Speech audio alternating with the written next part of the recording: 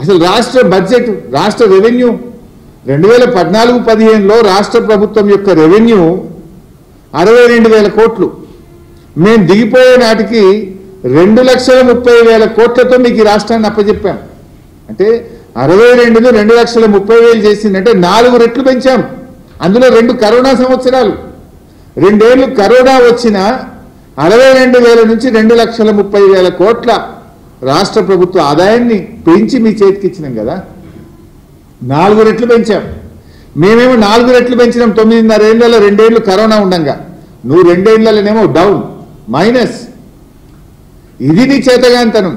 నీకు పాలన చేతనైతే లేదు. అది ఇచ్చిపెట్టి చివరి మాటలు మాట్లాడుతావు. కేసీఆర్ గారిని పట్టుకొని ఏమంటావు నువ్వు?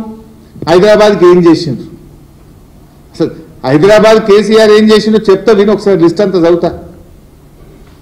నువ్వు ఏం చేసినా హైదరాబాద్ పైన కేసీఆర్ ముద్రను చెరిపేయడం నువ్వు కాదు కదా, నీ తాత జేజమ్మ తరం కూడా కాదు. అసలు నీ ఇంట్లో కిటికీలకెళ్ళి చూస్తే కనబడే తీగల వంతెన ఎవరు కట్టిండ్రు? నీ ఇంట్లో కిటికీలకెళ్ళి చూస్తే కనబడే తీగల వంతెన కట్టింది కేసీఆర్ కాదా? రోజు పొద్దున నీ ఇంటికి పోయేటప్పుడు ఎడమ చేయిన కనబడే టీ హబ్ కానీ నువ్వు పోతున్న స్టీల్ బ్రిడ్జ్ కేసీఆర్ గారు కట్టింది కాదా? ఎవరు కట్టిండ్రు? అసలు ఏమనంటే ప్రగతి భవన్ అంటాడు. మరి నువ్వెందుకు కడుతున్నావు నాయన? ఆ ప్రగతి భవన్లో ఇప్పుడు ఉంటుంది నీ డిప్యూటీ సీఎమే కదా.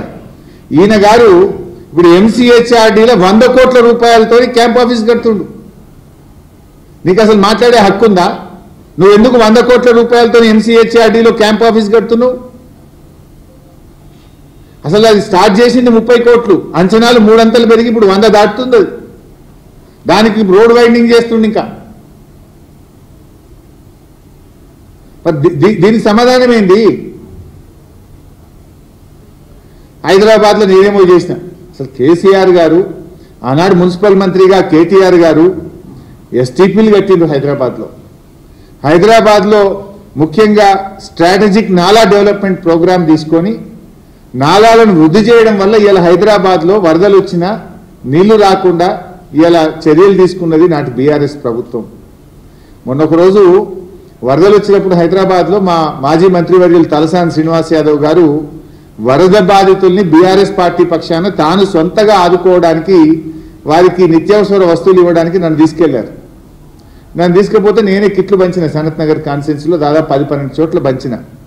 పొంగ నల్లగుట్ట దగ్గర నాలా ఉండే. ఆ నల్లగుట్ట దగ్గర నన్ను ఆపి నాలా చూపించిండు సీనన్న.